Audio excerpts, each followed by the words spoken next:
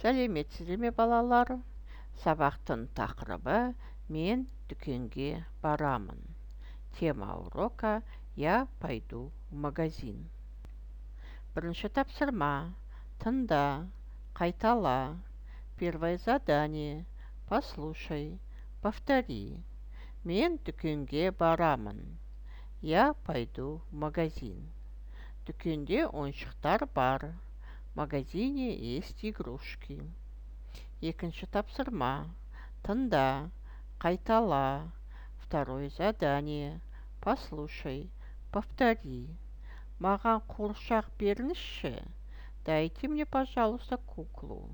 Міне, ал, на, возьми. Үшінші тапсырма. Сұраққа жауап бер. Третье задание. Ответь на вопрос. Мынау не? Что это? Төртінші тапсырма. Сұраққа жауап бер. Суретін сал. Четвертое задание.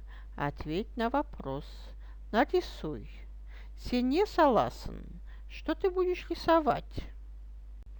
Бесінші тапсырма.